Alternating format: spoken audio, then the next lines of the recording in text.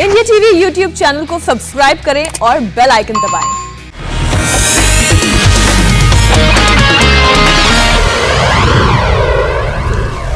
बीते एक वर्ष में देश के आप सभी महानुभावों, शिक्षकों, प्रधानाचार्यों, नीतिकारों ने राष्ट्रीय शिक्षा नीति को धरातल पर उतारने में बहुत मेहनत की है। कोरोना के इस काल में भी लाखों नागरिकों से, शिक्षकों, राज्यों, ऑटोनोमस बॉडीज से सुझाव लेकर टास्क फोर्स बनाकर नई शिक्षा नीति का चरणबद्ध तरीके से लागू किया जा रहा है। बीते एक वर्ष में राष्ट्रीय शिक्षा नीति को आधार बनाकर अनेक बड़े फैसले लिए गए हैं। आज इसी कड़ी में मुझे बहुत सारी नई योजनाएं, नए इनिशिएटिव्स, इसकी शुरुआत करने का सौभाग्य मिला है। साथियों, ये महत्वपूर्ण अवसर ऐसे समय में आया है जब देश आजादी के 75 साल का अमृत महोत्सव मना रहा है। आज से कुछ ही दिन बाद 15 अगस्त को हम आजादी के 75वें साल में प्रवेश भी करने जा रहे हैं। एक तरह से नई राष्ट्रीय शिक्षा नीति का इम्प्लीमेंटेशन आजादी के अमृत महोत्सव का प्रमुख हिस्सा बन गया है। इतने बड़े महापर्व के बीच राष्ट्रीय शिक्षा नीति के तहत आज शुरू हुई योजनाएं नए भारत के निर्माण में बहुत बड़ी भूमिका निभाएगी। भारत के जिस सुनहरे भविष्य के संकल्प के साथ आज हम आजादी का अमृत महोत्सव मना रहे हैं, उस भविष्य की ओर हमें आज की नई पीढ़ी ही ले जाएगी। भविष्य हम कितना आगे जाएंगे, कितनी ऊंचाई प्राप्त करेंगे, ये इस बात पर निर्भर करेगा कि हम अपने युवाओं को वर्तमान में यानी आज कैसी शिक्षा दे रहे हैं, कैसी दिशा दे रहे हैं। इसलिए मैं मानता हूं भारत की नई राष्ट्रीय शिक्षा नीति राष्ट्र निर्माण के महायज्ञ में बड़े फैक्टर में से एक है और इसलिए देश ने इस शिक्षा नीति को इतना आधुनिक बनाया है, इतना फ्यूचर रेडी रखा है। आज इस कार्यक्रम में जुड़े अधिकांश महानुभाव नई राष्ट्रीय शिक्षा नीति की बारीकियों से परिचित हैं, लेकिन ये कितना बड़ा मिशन है, इस एहसास को हमें बार बार याद करना ही है। साथियों, देश भर से हमारे कई युवा स्टूडेंट्स भी इस कार्यक्रम में हमारे साथ हैं।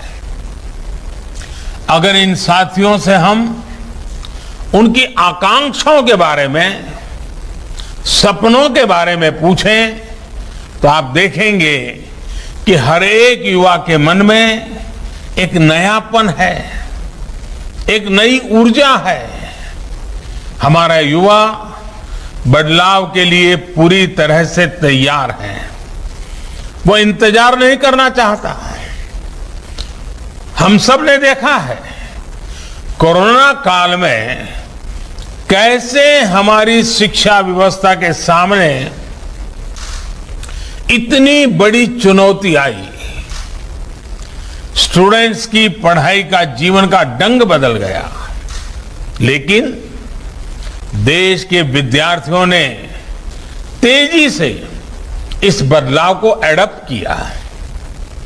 ऑनलाइन एजुकेशन अब एक सहज चलन बनती जा रही है। शिक्षा मंत्रालय ने भी इसके लिए अनेक प्रयास किए हैं। मंत्रालय ने दीक्षा प्लेटफॉर्म शुरू किया, स्वयं पोर्टल पर पाठ्यक्रम शुरू किए और हमारे स्टूडेंट्स पूरे जोश से इनका हिस्सा बन गए। दीक्षा पोर्टल पर मुझे बताया गया कि पिछले एक साल में 2300 करोड़ से ज्यादा हिट होना ये बताता है कि ये कितना उपयोगी प्रयास रहा है।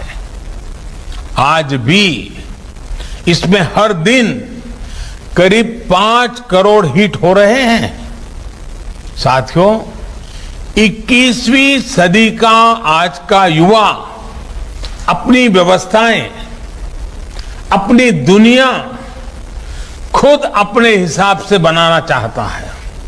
इसलिए उसे एक्सपोजर चाहिए, उसे पुराने बंधनों पिंजरों से मुक्ति चाहिए। आप देखिए, आज छोटे छोटे गांवों से, कस्बों से निकलने वाले युवा कैसे कैसे कमाल कर रहे हैं। इन्हीं दूर दराज इलाकों और सामान्य परिवारों से आने वाले युवा आज टोक्यो ओलंपिक्स में देश का झंडा बुलंद कर रहे हैं, भारत को नई पहचान दे रहे हैं। ऐसे ही करोड़ों युवा आज अलग अलग क्षेत्रों में असाधारण काम कर रहे हैं, असाधारण लक्ष्यों की नींव रख रहे हैं। कोई कला और संस्कृति के क्षेत्र में पुरातन और आधुनिक के फ्यूजन से नई विधाओं को जन्म दे रहा है। कोई रोबोटिक्स के क्षेत्र में कभी साईफाई मानी जाने वाली कल्पनाओं को हकीकत में बदल रहा है। कोई आर्टिफिशियल इंटेलिजेंस के क्षेत्र में मानवीय क्षमताओं को नई ऊंचाई दे रहा है, तो कोई मशीन लर्निंग में नए माइलस्टोन्स की तैयारी कर रहा है। यानी हर क्षेत्र में भारत के युवा अपना परचम लहराने के लिए आगे बढ़ रहे हैं।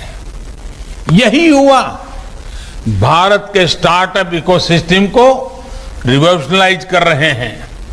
इंडस्ट्री 4.0 में भारत के नेतृत्व को तैयार कर रहे हैं और डिजिटल इंडिया को नई गति दे रहे हैं। आप कल्पना करिए, इस युवा पीढ़ी को जब इनके सपनों के अनुरूप वातावरण मिलेगा तो इतनी शक्ति कितनी ज्यादा बढ़ जाएगी। और इसलिए नई राष्ट्रीय शिक्षा नीति युवाओं को ये विश्वास दिलाती है कि देश अब पूरी तरह से उनके साथ है, उनके हौसलों के साथ है।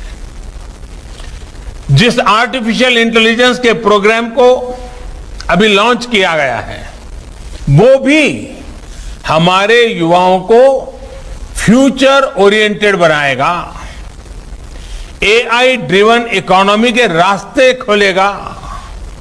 शिक्षा में ये डिजिटल रिवॉल्यूशन पूरे देश में एक साथ आए, गांव शहर सब समान रूप से डिजिटल लर्निंग से जुड़े, इसका भी खास ख्याल रखा गया है।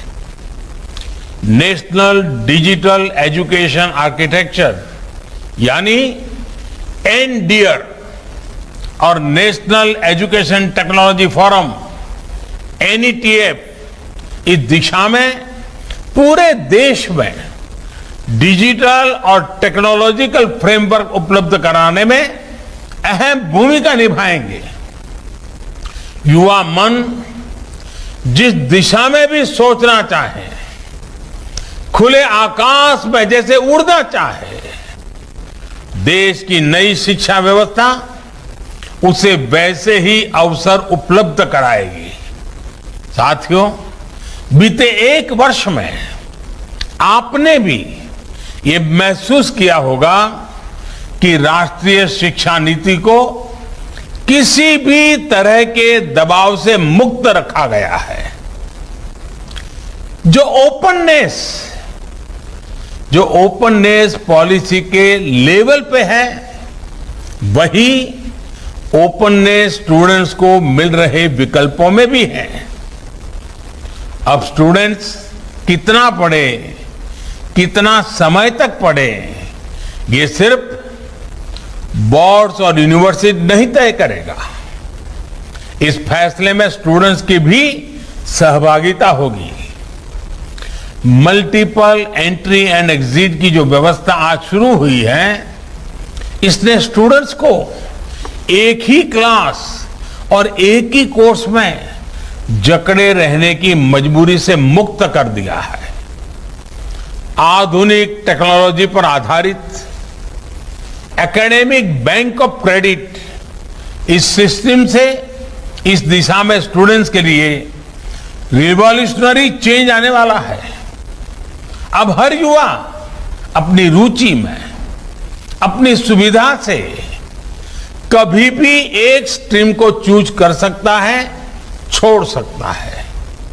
अब कोई कोर्स सेलेक्ट करते समय ये डर भी नहीं रहेगा कि अगर हमारे डिसीजन गलत हो गया तो क्या होगा। इसी तरह structured assessment for analysing learning levels, यानी सफल के जरिए स्टूडेंट्स के आकलन की भी वैज्ञानिक व्यवस्था शुरू हुई है। ये व्यवस्था आने वाले समय में स्टूडेंट्स को परीक्षा के डर से भी मुक्ति दिलाएगी। ये डर जब युवा मन से निकलेगा तो नए नए स्किल लेने का साहस और नए नए इनोवेशंस का नया दौर शुरू होगा, संभावनाएं असीम विस्तार होगी। इसलिए मैं फिर कहूंगा कि आज नई राष्ट्रीय शिक्षा नीति के तहत जो ये नए कार्यक्रम शुरू हुए हैं, उनमें भारत का भाग्य बदलने का सामर्थ्य है। साथियों, हमने आपने दशकों से ये माहौल देखा है। जब समझा जाता था कि अच्छी पढ़ाई करने के लिए विदेश ही जाना होगा, लेकिन अच्छी पढ़ाई के लिए विदेशों से स्टूडेंट्स भारत आए,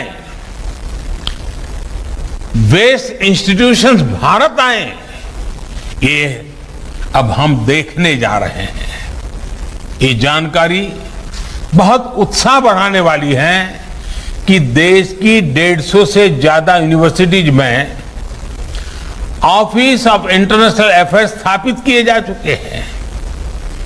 भारत के हायर एजुकेशन इंस्टीट्यूट्स अंतर्राष्ट्रीय स्तर पर रिसर्च और एकेडमिक में और आगे बढ़े, इसके लिए आज नई गाइडलाइंस भी जारी की गई हैं। साथियों, आज बन रही संभावनाओं को साकार करने के लिए हमारे युवाओं को दुनिया से एक कदम आगे होना पड़ेगा। एक कदम आगे का सोचना ही पड़ेगा। हेल्थ हो, डिफेंस हो, इंफ्रास्ट्रक्चर हो, टेक्नोलॉजी हो, देश को हर दिशा में समर्थ और आत्मनिर्भर होना होगा। आत्मनिर्भर भारत का ये रास्ता स्किल डेवलपमेंट और टेक्नोलॉजी से होकर जाता है, जिस पर एनईपी में विशेष ध्यान दिया गया है।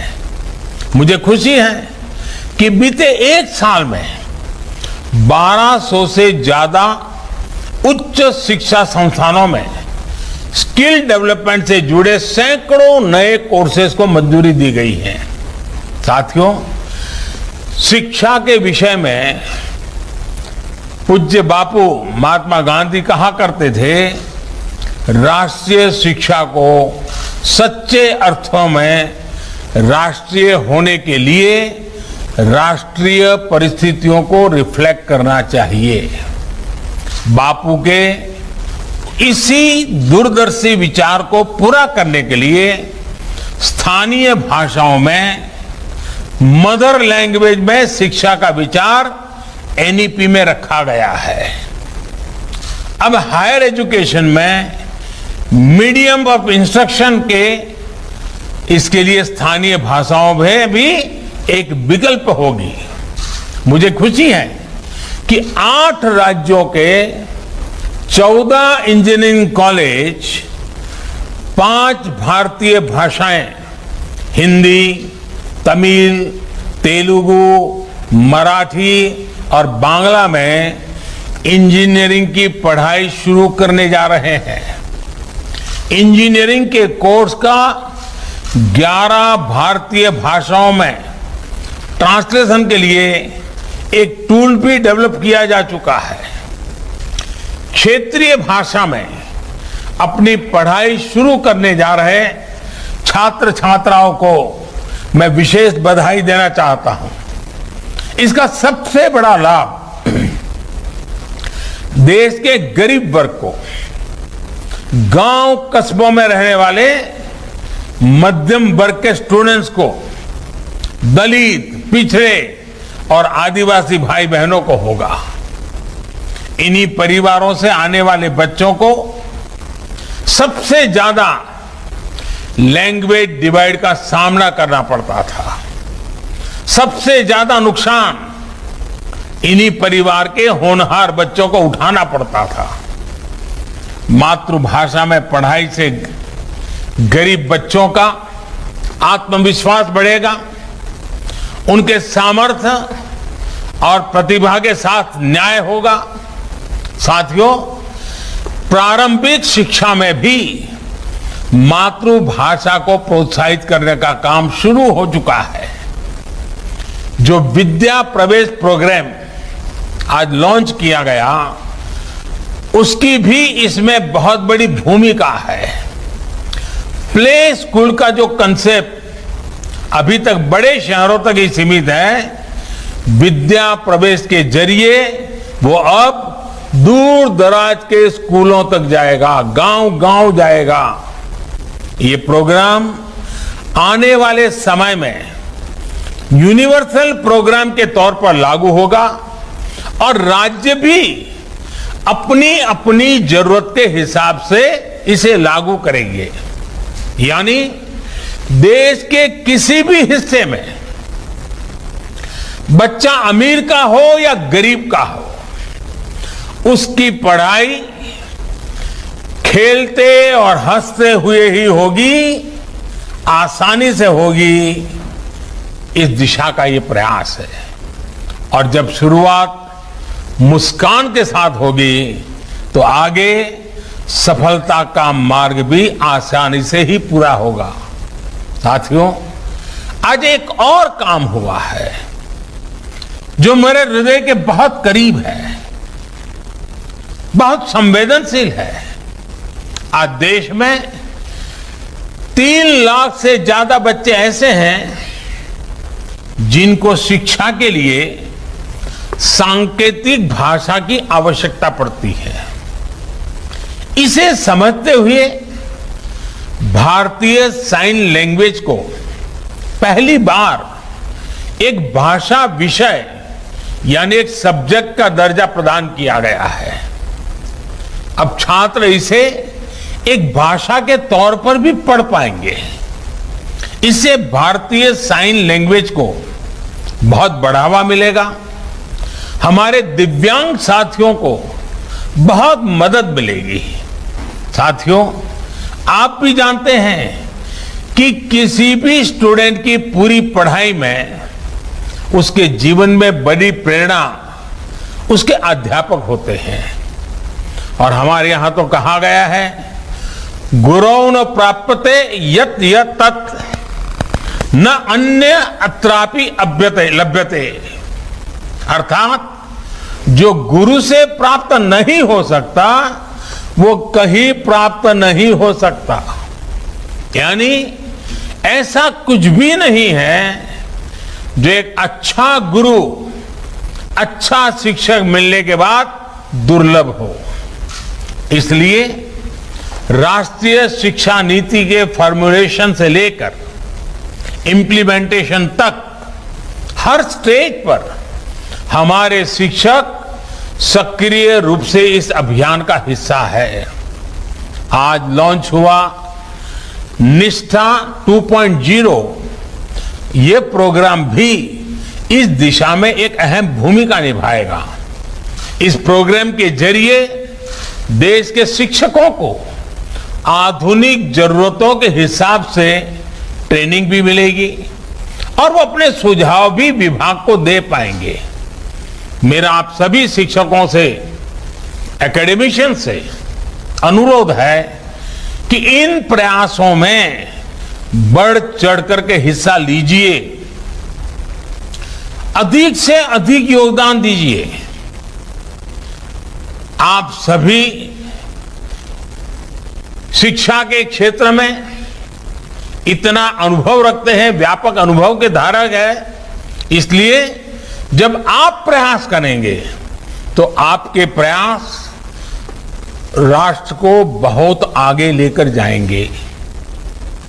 मैं मानता हूं कि इस कालखंड में हम जिस भी भूमिका में हैं, हम सौभाग्यशाली हैं कि हम इतने बड़े बदलावों के गवाह बन रहे हैं, इन बदलावों में सक्रिय भूमिका निभा रहे हैं। आपके जीवन में ये स्वर्णिम अवसर आया है कि आप देश के भविष्य का निर्माण करेंगे, भविष्य की रूपरेखा अपने हाथों में खींचेंगे। मुझे पूरा विश्वास है आने वाले समय में जैसे जैसे नई राष्ट्रीय शिक्षा नीति के अलग अलग फीचर्स हकीकत में बदलेंगे, हमारा देश एक नए युग का साक्षात्कार करेगा। जैसे जैसे हम अपनी युवा पीढ़ी को एक आधुनिक और राष्ट्रीय शिक्षा व्यवस्था से जोड़ते जाएंगे, देश आजादी के अमृत संकल्पों को हासिल करता जाएगा। इन्हीं शुभकामनाओं के साथ मैं अपनी बात समाप्त करता हूं। आप सब स्वस्थ रहें और नई ऊर्जा के साथ आगे बढ़ते रहें। बहुत बहुत धन्यवाद। नमस्ते, मैं हूं मीनाक्षी जोशी। वीडियो और खबरों से अपडेट रहने के लिए India TV YouTube channel subscribe करें, बेल आइकन दबाना ना भूलें। जुड़े रहें इंडिया टीवी के साथ।